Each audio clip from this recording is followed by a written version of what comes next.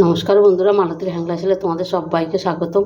দেখো, আজকে আবার একটা দারুণ রেসিপি নিয়ে এসেছি আমি তোমাদের জন্য। আজকে আমি চিতই পিঠা করব। এবার চিতই পিঠাটা পুরো অল্প উপকরণ দিয়ে একদম পুরো ঠিকঠাকভাবে কী করে করতে হয় বন্ধুরা, তো এই ভিডিওটা দেখলেই তোমরা বুঝতে পারবে। একদম সঠিক মাপ দিয়ে কীভাবে চিতই পিঠাটা করা যাবে, পুরো ভিডিওটা দেখো, তাইলে তোমরা বুঝতে পারবে। এখানে বন্ধুরা আমি গোবিন্দভোগ চাল নিয়েছি। চালটা কিন্তু আমি ভালো করে ধুয়ে নিয়েছি। তোমরা যদি তোমাদের বেশি লাগলে তোমরা বেশি নিতে পারো। এখানে গোবিন্দভোগ চালটা আমি ভালো করে 4-5 বার ধুয়ে নিয়েছি। এই দেখো, এটার 1 বাটি জল নিয়েছি আমি, এই চাল নিয়েছি, 1 বাটি জল দিয়ে দিলাম। আমি এটা 1.5 বাটি জল দেব।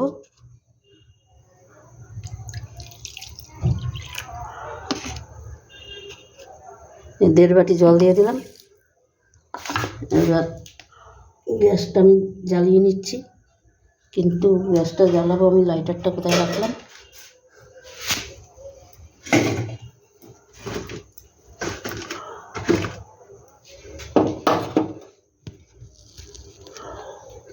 এই পাশের গ্যাসটা আমি নিয়ে আসি।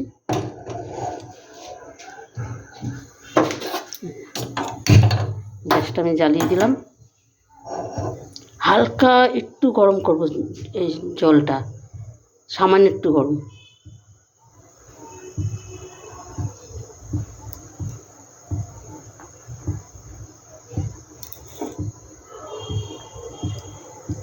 এই পিঠাটা কিন্তু দারুণ হবে। আমি যেভাবে করব, যেই পদ্ধতিতে, সেই পদ্ধতিতে যদি তোমরা করো, একদম দারুণ পিঠা। একটা পিঠাও এদিক থেকে এদিক হবে না, খুব সুন্দর হবে।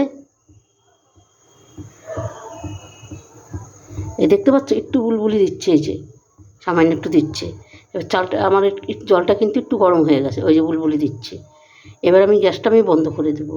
গ্যাসটা বন্ধ করে এভাবে আমি 0.5 ঘন্টা রাখবো।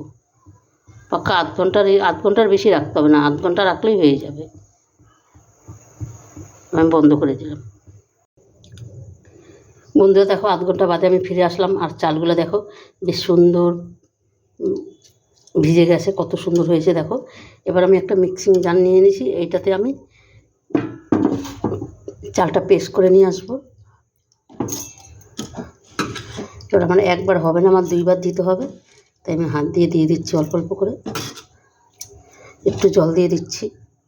জল তো এখন লাগবে না, যদি লাগে আমি পরে দেখছি।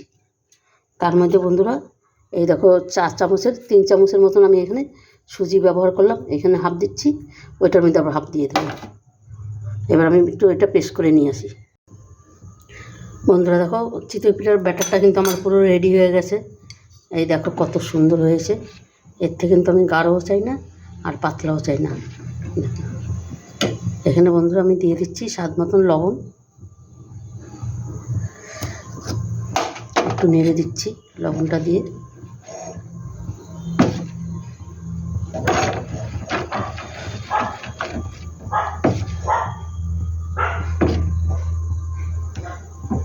এর থেকে কিন্তু পাতলা গাঢ় করলে সেটা কিন্তু পিঠাটা ভালো উঠবে না বন্ধুরা। দেখে নাও, দেখে আমার পদ্ধতিতে করবে, অসাধারণ কিন্তু হবে। একটা পিঠাও তোমাদের খারাপ হবে না। এই দেখো, একদম সামান্য একটু বেকিং পাউডার দিয়ে দিলাম, বেশি দিবে না, একদম অল্প দিবে, ব্যাস। একটু কমিয়ে দিলাম আমি আরও। এটাকে ভালো করে একটু মিশিয়ে নিতে হবে।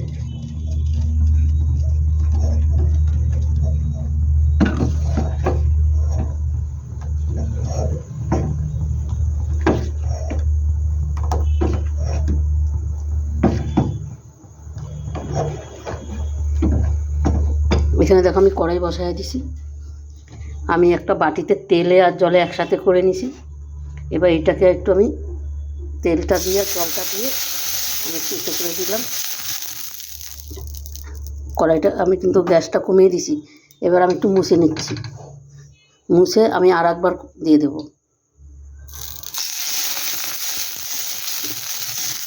আর একবার দিয়ে দিলাম। এটা 2 বার করে কিন্তু দিতেই হবে। 2 বার করে না দিলে কিন্তু পিঠাটা বন্ধুরা ঠিকঠাক উঠবে না। এটা কিন্তু আমি আবার একটু মুছে নিচ্ছি। এবার আমি একটু ব্যাটারটা দিয়ে দেখছি।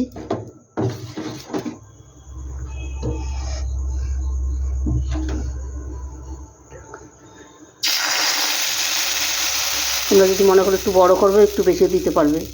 এটাকে এবার আমি ঢাকা দিয়ে 2 মিনিটও লাগবে না কিন্তু এটা হতে। বন্ধুরা দেখো দেখো চিতই পিঠা দেখো কত সুন্দর উঠে যাচ্ছে, কি দারুণ হয়েছে দেখো। এই একটা তুলে দিলাম আমি, আর আবার একইভাবে আমি আবার আরেকটা করে দেখাচ্ছি তোমাদের। এটাকে আবার মুছে নিচ্ছি এইভাবে, আর একবার দিয়ে দিচ্ছি।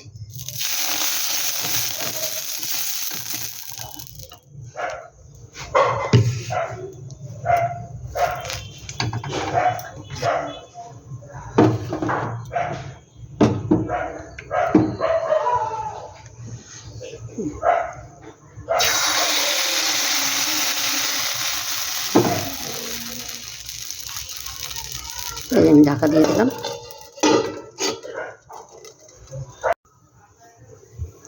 বন্ধুরা দেখো এটাও কিন্তু আমার হয়ে গেছে, আর দেখো কত সুন্দর হচ্ছে। আর একটা আমি দিয়ে দিচ্ছি।